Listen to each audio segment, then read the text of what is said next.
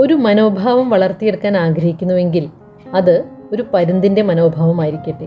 പരുന്തിൽ നിന്നും നമുക്ക് പഠിക്കാവുന്ന 3 വിലപ്പെട്ട പാഠങ്ങളുണ്ട്. 1. സൈലൻസ്. പരുന്തുകൾ പൊതുവെ സൈലൻസ് ഇഷ്ടപ്പെടുന്നവരാണ്. അവർ നെഗറ്റിവിറ്റിയെ പരമാവധി ഒഴിവാക്കുന്നു.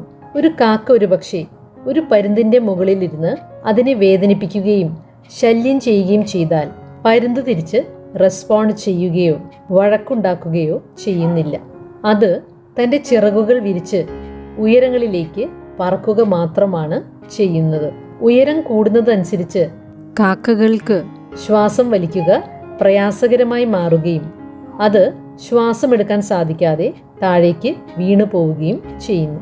അങ്ങനെ ആ ഒരു പരുന്ത് വേദനയിൽ നിന്നും അസ്വസ്ഥതയിൽ നിന്നും വിമുക്തമാകുന്നു. നമ്മുടെ ജീവിതത്തിൽ നമ്മെ ക്രിട്ടിസൈസ് ചെയ്യുന്ന, നമ്മെ വെറുക്കുന്ന, നമ്മെക്കുറിച്ച് നിരന്തരം കുറ്റം പറയുന്ന ആളുകൾ ഈ കാക്കകളെ പോലെയാണ്. എന്നാൽ നമ്മൾ ചെയ്യേണ്ട കാര്യം ഈ പരുന്തുകളെ പോലെ അവയെ ഫോക്കസ് ചെയ്യാതെ ഉയർന്ന് പറക്കുക മാത്രമാണ്. സ്വരം ഉയർത്തുകയോ അവർ തെറ്റാണെന്ന് തെളിയിക്കുവാൻ ശ്രമിക്കുകയോ ചെയ്യേണ്ട. ഉയർന്നു പറക്കുമ്പോൾ ഒരു സ്വരത്തിനും നമ്മെ ശല്യം ചെയ്യുവാൻ സാധിക്കുകയില്ല. അവയെല്ലാം മാഞ്ഞ് ഇല്ലാതാകും. നമ്മൾ ആകെ ചെയ്യേണ്ടത് ഉയർന്നു പറക്കുക, നമ്മിൽ തന്നെ ഫോക്കസ് ചെയ്യുക എന്നത് മാത്രം. ഇങ്ങനെയുള്ളവർക്ക് നമ്മുടെ ചുറ്റും കുറെ നേരം നിലനിൽക്കാൻ സാധിക്കുകയില്ല. കാരണം അവർക്ക് നിങ്ങളുടെ ലെവലിൽ ശ്വാസമെടുക്കുക പ്രയാസകരമായി മാറും. 2.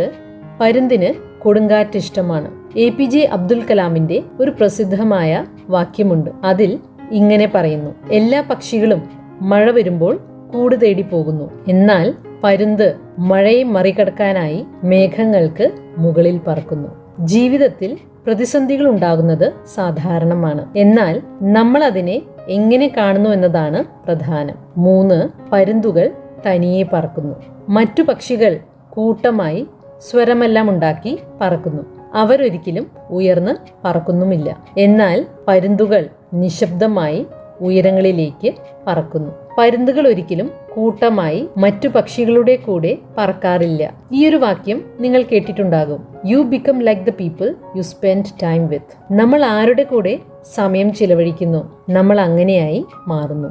പരുന്തിനറിയാം അതിനെപ്പോലെ പറക്കുവാൻ മറ്റൊരു പക്ഷിക്കും സാധിക്കുകയില്ലെന്ന്. എപ്പോഴും ചിലച്ചുകൊണ്ടിരിക്കുന്ന മറ്റു പക്ഷികളുടെ കൂടെ സമയം ചിലവഴിക്കുന്നതിനായി താഴ്ന്നു പറക്കുന്നതിൽ അർത്ഥമില്ലെന്ന് അതിനറിയാം. സ്റ്റീവ് മരാബോലി പറയുന്നു: if you hang out with chickens you are going to cluck, and if you hang out with eagles you are going to fly.